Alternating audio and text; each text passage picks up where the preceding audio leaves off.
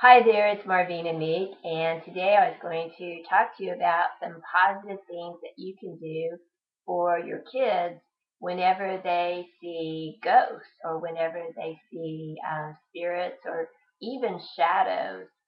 So I've had several of my friends on Facebook that have notified me that their children were seeing and talking to shadows and talking to dead people, and that they were sometimes afraid to sleep in their own bedroom.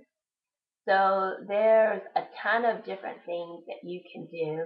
So I wanted to share with you some really simple things that you can do yourself without having to call me or someone like me to do a house clearing or a ghost busting.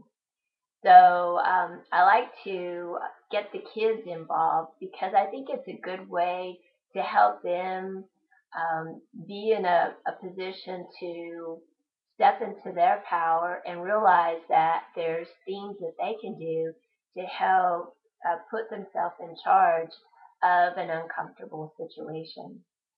So one of the best things that you can do is totally declutter the bedroom and get the house as decluttered as possible. So throw away all of the trash and have everything nice and neat and clean and in its place. A really um, clean bedroom or a clean energy field, it makes it more difficult for negative entities to grab hold of anything. So I think cleanliness is a good thing. So another thing that you can do is get a cup of warm water and dissolve about 2 tablespoons of sea salt in that water.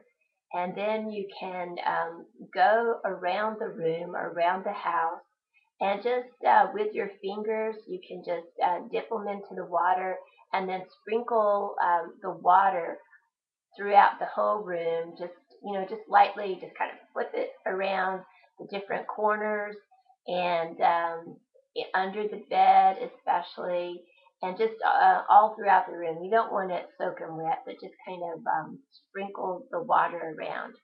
You could just use the salt dry without having the water in it too, and that's another good way of dispersing negativity and helping to what we're wanting to do is just turn the tide of energy so that the vibration in the bedroom is very high and very nice, very sweet energy.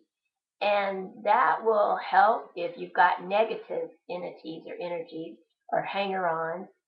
Now, if it's a loved one, that's not going to make a difference. So if you have like a loved one just crossed over, like a grandparent or something, one of the things that you can do is just tell your child to either mentally or out loud just say, "All right, Granddad, I know you're here, and I'm glad you're here, and I'm doing fine, and I think it's time for you to go on back to the spirit world and be happy there." So this is just by acknowledging that spirit.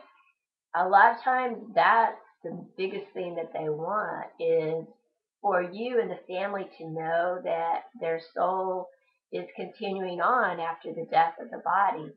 So quite often, then that's all you need to do is just acknowledge them and just say, hey, we're doing all right without you, and we want you to be happy on the other side. Now, if there is like some really extreme unfinished business, then it's really important that you try to engage with that and get some sense of peace about that. So if it was like a suicide or if somebody died in an accident, was completely out of the blue, if there's any situations that are unresolved between the child and the person in the spirit, then you want to talk to them about, trying to do some forgiveness work and just blessing the situation and trying to get in a frame of mind so that you can put it behind you and that you can release any negativity that you're holding towards that person, like fear or anger or disappointment or sadness or whatever negative emotion. You want to be able to release that, and that quite often will really that will help make it possible for that spirit to feel better about moving on if they feel like everything is sort of handled here back home. So that's a couple of ways, different things that you can do.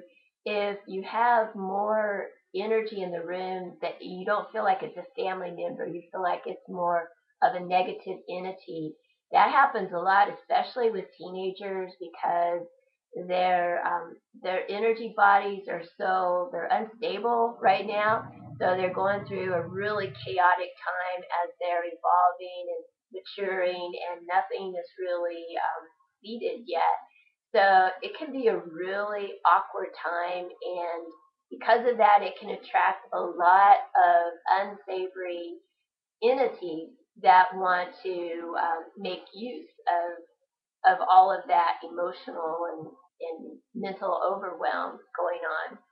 So if that's the case, then you need to take stronger measures. Do the sea salt. You can do different sorts of banishings and invocations. An invocation that I love, that I think is really, it's powerful. It's of the angelic realm.